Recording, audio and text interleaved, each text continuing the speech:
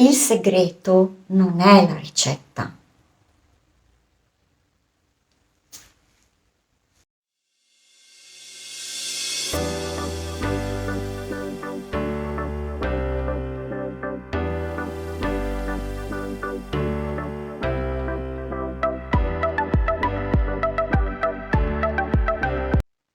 Ciao a tutti, benvenuti o ben ritrovati da Francesca su Figaro Art. Oggi faremo un video, diciamo, dal contenuti forse un pochino più teorici, ma credo che sia importante affrontare questo argomento. Io vedo che la maggior parte delle persone si focalizza sulla ricetta. Quando si inizia si è convinti che la ricetta, il prodotto, il quantitativo siano il segreto per la riuscita di certi effetti.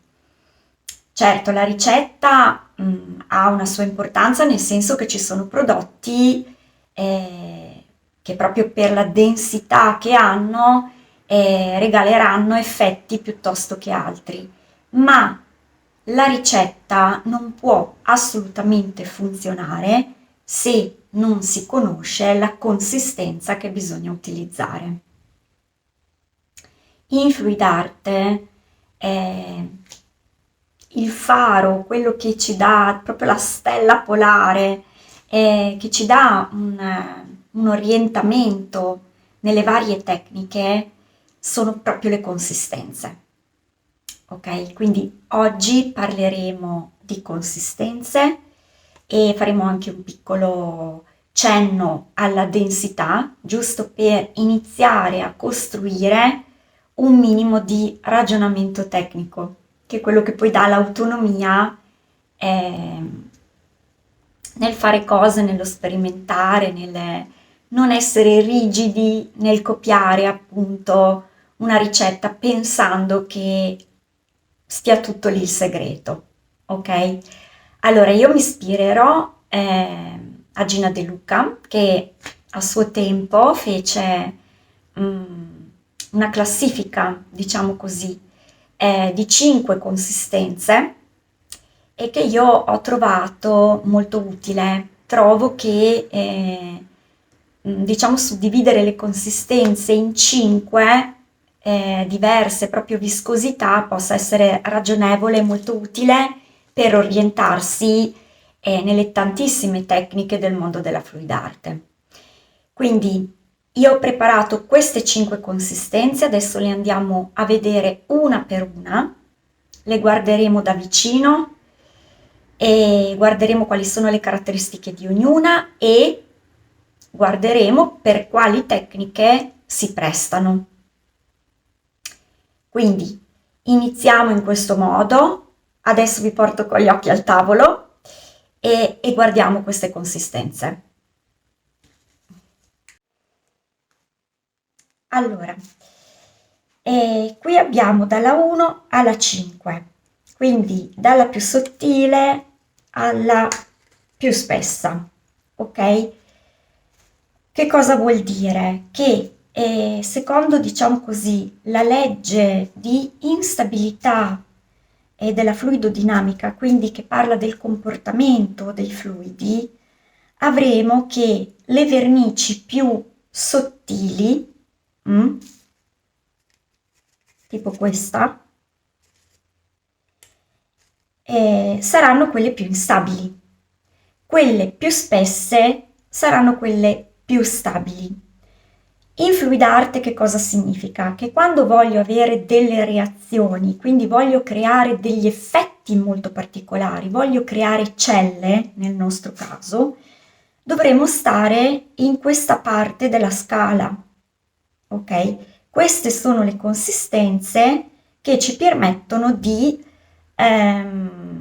ottenere le celle, ok? Più ci spostiamo da questa parte della scala, più avremo stabilità. Quindi sono quelle consistenze che andranno bene per quelle tecniche per cui non voglio creare celle o creare reazioni particolari, ma voglio che il mio colore rimanga più stabile, i miei colori rimangano fermi lì, il mio disegno rimanga quello che io voglio creare e non voglio che continui a reagire o deformarsi creando, reagendo e alterandosi. Ok? Quindi, se è chiaro questo, andiamo a vederle una per una.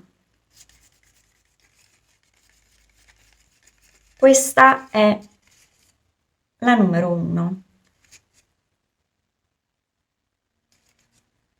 Praticamente è caratterizzata da un tumulo, un piccolo tumulino praticamente inesistente, cioè il tumulo quasi non c'è. Tocca, vedete che quando io faccio, come si dice, pioviginare il colore dalla palettina al bicchierino, non crea quasi nessun monticello, si fonde subito col colore sotto. E vedete che non crea, cioè appena il colore tocca il tracciato scompare. Scompare subito. Questa consistenza qui si utilizza solitamente, io la utilizzo per la tecnica del Perle Pour, del Dutch Pour, quella praticamente ad aria, quindi col phon o con altri comunque strumenti a soffio d'aria. E, è adatta per i getti diretti e può essere utilizzata insieme anche a questa qui come colore di strisciamento, ok? Quindi è il colore che mettete sopra agli altri per essere strisciato, tipo nello swipe, ok? Indicativamente. Il numero 2, vedete che crea un piccolo tumulino, qui il tumulino un po' si vede, e crea proprio questo piccolo monticello prima di scomparire. Il tracciato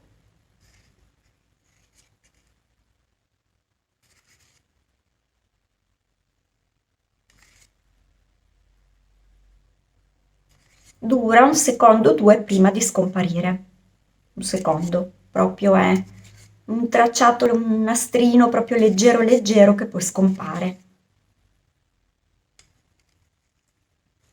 Questa consistenza qua può essere sempre utilizzata come colore di strisciamento, va benissimo per i getti diretti ed è quella che io solitamente utilizzo per il cloud mix, ok?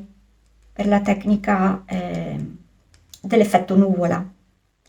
A volte faccio un 2,5, tra il 2 e il 3, ma lì dipende sempre anche dalla densità anche dei pigmenti che utilizzate e dall'effetto che volete ottenere. La 3, che è un po'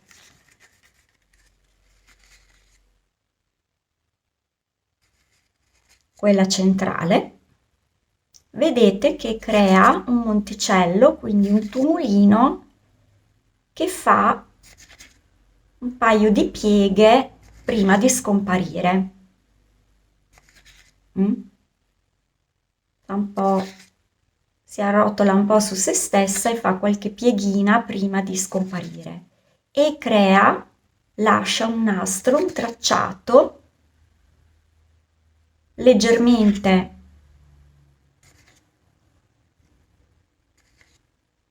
più visibile, più duraturo. Adesso sto pasticciando, ecco, prima di scomparire. Questa consistenza qui è adatta per i flip cup, quindi le tazze rovesciate, a volte anche per, ma io lo direi un 2,5, ok? Per il Cloud Mix, ma io utilizzo più spesso questa qui, ma a volte è un 2,5 anche. Questa abbiamo detto flip cup. Per le gettate ad anello, i ring, e anche per la catenella, ok? Quindi la consistenza quando si utilizza, si fanno motivi, disegni con la catenella, io utilizzo questo.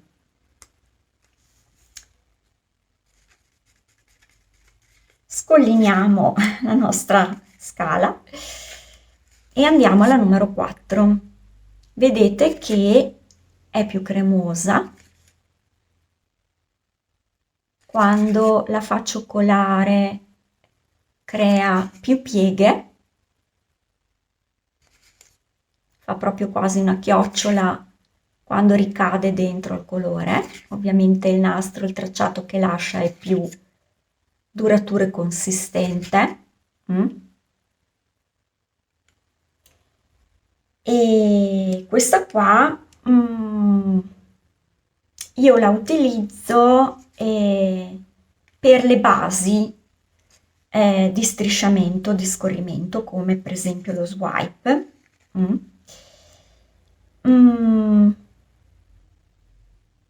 A volte anche per, l'ho utilizzato anche per fare certe colate ad anello, ring, dove non volevo assolutamente reazioni, cioè non voglio che l'anello si rompa o venga disturbato da reazioni di celle, chiazze o quando voglio il mio anello bello pulito, sto tra queste due qua, ma anche questa non va male, ok? L'ultima, scusate, la 5, vedete che è molto molto spessa, è al limite della colabilità.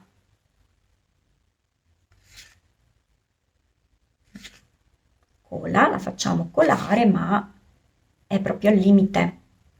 Scende quasi, non dico a blocchi, ma comunque fa un bel ricciolone, ok?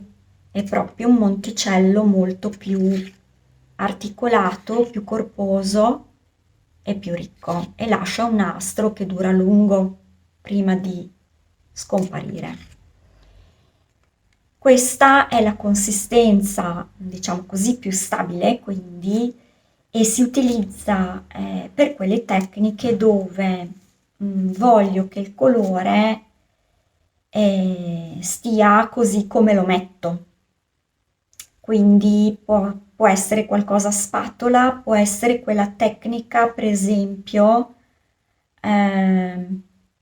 che non so come si chiama, però dove fai tutte queste pozzanghere tipo bottoni e le lasci asciugare così. Non vuoi che si dilatino troppo, ok? Cioè questa è quella consistenza dove il colore, cioè così lo metto e così voglio che rimanga. Quindi 5 consistenze, dalla più sottile, quindi la più instabile, alla più spessa, più stabile. Da qui a qui più celle, più reazioni, massima instabilità. Da qui a qui più definizione, più stabilità, e quindi le vernici sono, diciamo, in un certo senso più affidabili, posso prevedere maggiormente il risultato. Ok, questo può essere un po'. E niente, spero che sia stato, diciamo così, sia per voi di utile orientamento, ok, per fare le vostre prove. Poi spazio alla fantasia, cioè alla fantasia, e anche dipende dai prodotti che utilizzate. A me è capitato di utilizzare alcuni prodotti che mi erano talmente reattivi che queste consistenze qui erano decisamente troppo sottili, cioè veniva un caos pazzesco, quindi sono dovuta rimanere in questo lato qui. Per esempio, per chi avesse visto i primissimi video che io avevo caricato, dove ho parlato di come fare celle senza l'utilizzo del silicone, mm, ho fatto un video dove ho utilizzato degli oli, prodotti per capelli, oli per capelli. Ragazzi, cioè ne ho provati 4, erano veramente molto molto molto reattivi. Quindi per non creare questo marasma di celle sono rimasta, cioè quasi, adesso non ricordo benissimo, ma secondo me ero tra queste due consistenze, tra la 3 e la 4. E le celle si creavano lo stesso perché il prodotto era molto molto reattivo. Se invece dovessi utilizzare il silicone, nella Flick Up userei questo, a volte anche un 2,5. Dipende anche lì, perché anche i siliconi non sono tutti uguali, quindi dipende da quello che utilizzate. Dopo la ricetta, cioè si può spaziare, ci si può giocare in mille modi e fa parte anche un po' del divertimento. Questo vi deve servire come orientamento iniziale per capire cosa fare. Se voglio fare un Dutch Pour, non inizio con questo, verrà un po' un pasticcio, dovrete fare tante prove per capire che perché venga un bel lavoro devo rimanere da questa parte qua, ok? Quindi è un orientamento secondo me utile per iniziare e per fare le vostre prove e, e orientarvi appunto nelle varie tecniche, ok? Adesso proviamo a fare la prova del bastoncino su un pezzo di cartoncino.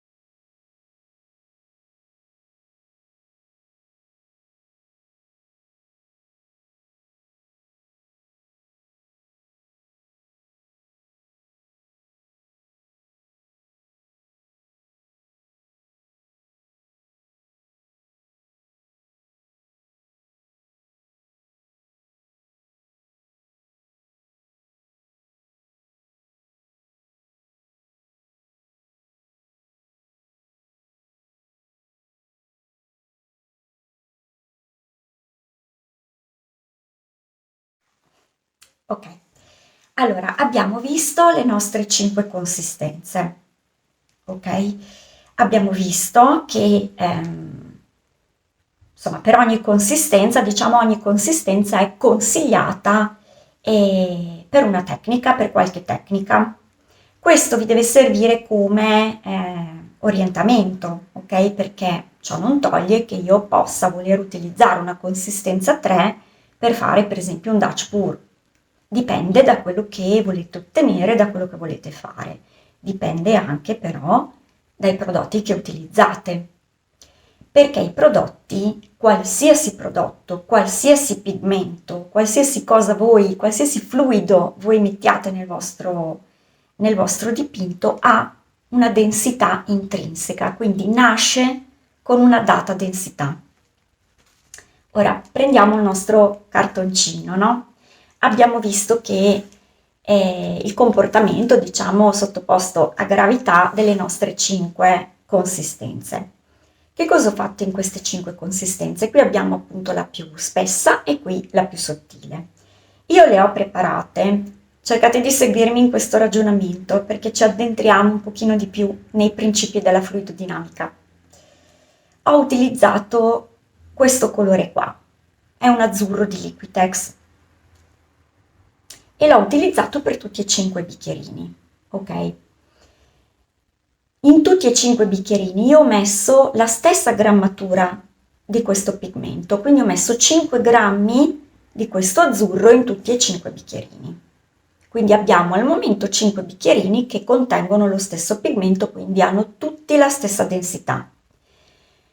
A questo pigmento ho aggiunto 10 grammi dello stesso medium, ho utilizzato il Fluetrol. Quindi stesso medium, stesso quantitativo di medium in tutti e 5 i bicchierini. Quindi inizia già a essere un composto e il nostro composto per ora ha ancora la stessa densità, hanno tutte la stessa densità. Poi ho aggiunto acqua in tutti i bicchierini. Quindi stiamo parlando di una stessa ricetta, ok? Per tutte e 5 le consistenze e abbiamo visto che in queste 5 consistenze ci stanno dentro tutte le tecniche. Però l'acqua l'ho aggiunta in proporzioni variabili, giusto? Quindi ho messa un po' meno e ho aumentato man mano per arrivare a ottenere la consistenza più sottile. Allora, in questi 5 bicchierini, alla fine, io avrò 5 miscele che mantengono, ok, la densità del suo pigmento, che mantengono la densità del proprio medium, perché è lo stesso e c'è anche la stessa quantità, ma poi l'acqua l'ho cambiata, ho messo una grammatura diversa di acqua, quindi la miscela finale avrà una densità diversa. Parliamo di 5 miscele con 5 densità diverse, ma che all'interno contengono quel pigmento con quella data densità e quel medium con quella data densità e contengono quella grammatura sia di pigmento che di medium con quelle date densità. Perché dico questo? Perché questo paragone oggi lo possiamo fare in questo momento, posso parlare di diversa densità dell'intera miscela proprio perché abbiamo chiaro un riferimento, cioè io ho utilizzato un solo pigmento. Se io avessi preparato questi 5 bicchierini con, non so, un azzurro di Liquitex e un altro bicchierino con questo blu di Amsterdam. Questo è un altro, è un blu ciano, sempre di Amsterdam, però è un altro pigmento. Io non posso più fare un discorso, cioè possiamo fare un discorso di densità, ma non abbiamo più un controllo di nulla, cioè io non posso dire, non potrei dire che questa è meno densa di questa, perché non conosco le densità intrinseche di tutti i vari colori, non sono riportate, abbiamo detto, ma sicuramente ogni pigmento ha una sua densità. In questo caso io ho utilizzato lo stesso pigmento, lo stesso medium, nelle stesse quantità, quindi io posso dire che con l'acqua ho modificato la densità dell'intera miscela e che questa è meno densa di questa. Ok? Lo posso dire per questo motivo. Se avessi utilizzato altri colori, altri pigmenti, anche se avessi creato lo stesso effetto, perché io poi vado a lavorare sulla quantità di acqua, ne dovrò aggiungere di più o di meno, ma riesco a ottenere le stesse consistenze e lo stesso effetto nel cartoncino. Ma mi fermo lì, non potrei parlare di densità, non potrei dire che questo è meno denso di questo se avessi utilizzato pigmenti differenti, perché io non lo so quale di questi pigmenti è più denso o meno denso, ok? Perché dico questo? Perché in Fluidarte ciò che si crea è veramente una danza eh, che avviene dalla consistenza e la densità dei prodotti che noi utilizziamo. Se io metto su una tela, mh, faccio una base con un prodotto, diciamo così, a bassa densità e ne metto sopra uno con densità maggiore, quello con densità maggiore si sposterà verso il basso, quindi affonderà e si miscelerà. Viceversa, se io faccio una base con una miscela molto, molto densa e sopra ne metto una meno densa, in questo caso e solo in questo caso potremmo dire metto sotto questo e sopra questo, cosa succede? Che il composto più denso si sposterà verso l'alto, ok? E tenterà di affiorare in superficie. Ci riuscirà? Dipende. Dipende da cosa? Dalle consistenze di quello sotto e di quello sopra. E qui, cioè, potete già capire che c'è una spiegazione fisica agli effetti che noi otteniamo con le celle, con le perle e tutto ciò che comunque crea, diciamo così, una turbolenza e dei movimenti. Se invece uso due composti, uno sotto e uno sopra, ma composti che hanno una densità molto simile, allora non ci sarà tentativi di spostamento verso l'alto o verso il basso, rimarranno piuttosto in equilibrio e quello sopra, se sottoposto poi a gravità, scivolerà. Ok? Spero di non aver fatto confusione, di non avervi confuso le idee, però questo è per dirvi che per ogni tecnica io posso utilizzare mh, ricette sempre diverse, un numero infinito di ricette, perché solo che io cambi il tipo di azzurro, magari anche se ho non so, un blu ciano di una marca e uso un blu ciano di un'altra marca, avranno comunque una densità diversa, quindi il risultato, la ricetta è già diversa. Ok? Quindi pigmento che metterai, densità che troverai, marchio che userai, ma anche nello stesso marchio, cioè il rosso sarà diverso dal giallo, ok? Il medium che metterai, ma anche l'acqua che userai. Non sono tutte uguali. I siliconi che si metteranno dentro non sono tutti uguali a livello di densità, alcuni danno celle piccoline, altre celle più grandi. I prodotti sono diversi, hanno delle caratteristiche intrinseche, quella che a noi interessa davvero di più è la densità. Non c'è dato di conoscerla perché non vengono riportate sulle confezioni, ma dobbiamo sapere che il comportamento mm, dei fluidi o comunque del nostro gioco e in questa forma d'arte dipende molto dalla densità dei prodotti che usiamo, che noi controlleremo con le consistenze. Ok? Se io ho, per esempio, vi faccio un esempio, nei primissimi video ho fatto dei video dove spiegavo come creare celle senza silicone, no? Ho così proposto diversi prodotti che comunque sono molto reattivi perché hanno una base oleosa e l'olio ha una densità molto minore dell'acqua, l'acrilico è a base d'acqua, ok? E poi è preparato con una miscela a base d'acqua. Ecco, in uno di questi video io ho presentato dei prodotti, degli oli per capelli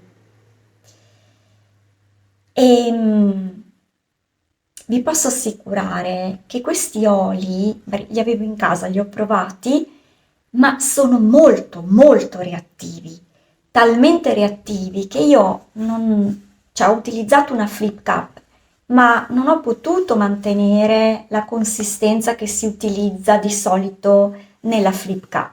Ho dovuto tener conto della densità dei prodotti che avevo messo dentro. E come ho fatto a scoprirlo? Ho provato, ho fatto dei campioni e ho visto che la reazione era enorme, quindi ho dovuto giocare sulle consistenze. E cosa ho fatto per avere più controllo? Mi sono spostata di qua nella mia scala. Quindi ho utilizzato delle consistenze un po' più spesse, ok? E quindi avere un controllo maggiore del fenomeno che poi si è creato in superficie.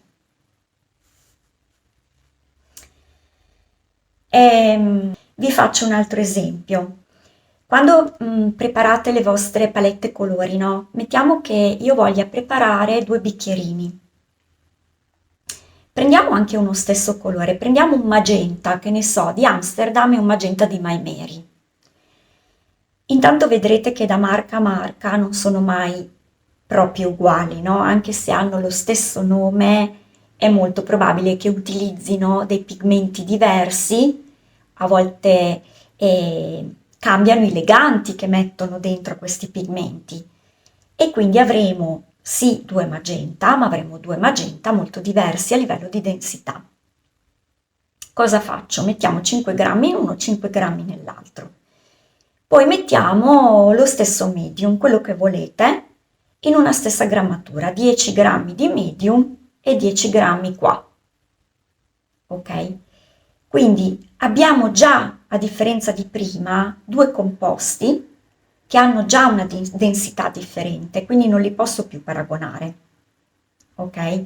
Per cui la quantità di acqua che dovrò aggiungere per raggiungere, per esempio, la consistenza 2 sarà diversa nei 2 bicchierini.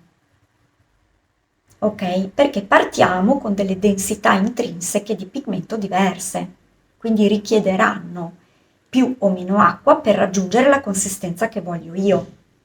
Questo è un altro motivo del perché non mi posso irrigidire sulle ricette. Chiedere rigidamente quanto metti di questo, quanto metti di quello, non è corretto.